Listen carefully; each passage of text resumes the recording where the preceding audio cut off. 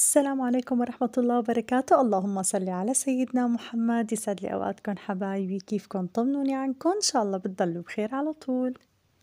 وما بتكتمل مائدة الإفطار الرمضانية من دون السمبوسك، فحبيت اليوم حضر معكم سمبوسك مقرمش بحشوة الأجبان اللذيذة، وكمان رح أعرفكم بهالفيديو كيف رح أغمس السمبوسك ببقسماط بدون ما استخدم البيض نهائياً.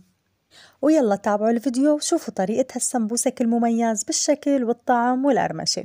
طبعا هذا النوع من السمبوسك يفرزن قبل شهر رمضان بهالطريقة، بعد ما جهزوا على الأخير وغمسوا بالبقسماط بصفوا بعلبة، وبين كل طبقة وطبقة بحط نايلون، ووقت التقديم بس بطالع قطعة السمبوسك وبقليها بزيت غزير وحامي، وضروري يكون متلج أفضل بكتير.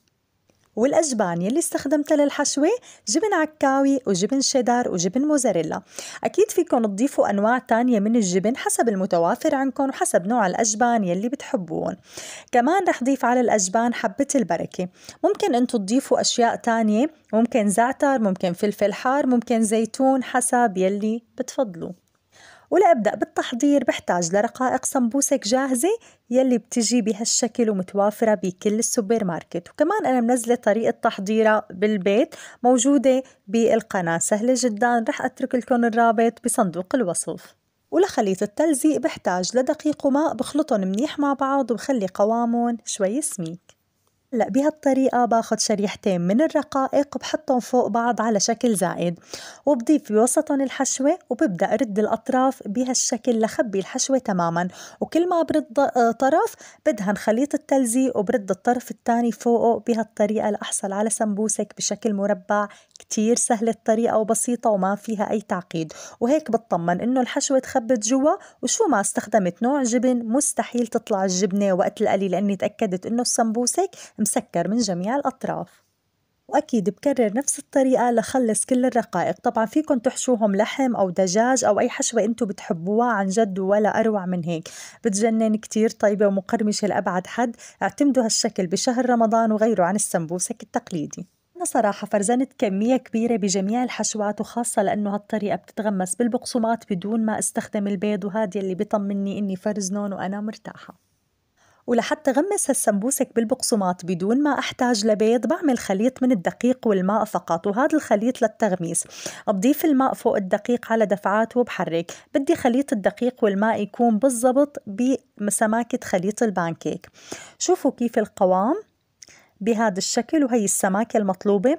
رح تجربوا هالخليط لتغميس كل المعجنات، ورح تنسوا شيء اسمه بيض نهائيا. الحمد لله ما عاد استخدمت البيض نهائيا بالتغميس، واستبدلته بهالخليط الرائع وما عاد استغني عنه. جربوا رح تدعولي. وعن جد كان أكبر هدف إلي من تصوير هالوصفة إني أعرفكم على هالطريقة لفيدكم، وخاصة يلي ما بيحب البيض وعنده حساسية منه. ومثل ما شايفين بغمس بخليط الدقيق والماء، وبرجع بغمس بالبقسماط. طبعا أي نوع بقسماط عندكم استخدموه، بس المهم تحصلوا على القرمشة المطلوبة. الشكل بشهي كتير مرتب وأنيق. يلا تعالوا نقليهم بزيت غزير وحامي. بنزل الرقايق بالزيت وبقلبهم من الجهتين لحتى ينتفخوا وياخدوا لون حلو، بعدين بطالعهم على ورق المطبخ، بس للأمانة ما بيغبوا ولا نقطة زيت، جربوهم وعلى مسؤوليتي. وهلأ إلا ما أخد قطعة جرب القرمشة وشوف الحشوة من جوا بتشهي ومن برا رائعة، عن جد سوبر قرمشة.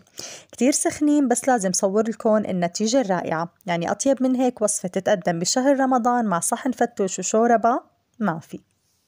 كتير حبيت أقدم لكم هالوصفة اليوم بما أن لساتنا بأوائل أيام شهر رمضان المبارك، لتكون سفرتكم جدا مميزة، بالإضافة لباقي الوصفات الرمضانية اللي كلها موجودة بمطبخ أكاديمي فود.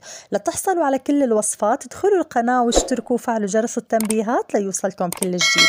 السمبوسك المقرمش بحشوة الأجبان مع طريقة التغميس بدون استخدام البيض كان محتوى الفيديو لليوم. بتمنى لكم مشاهدة ممتعة. كانت معكم شيف ريم، استودعتكم الله.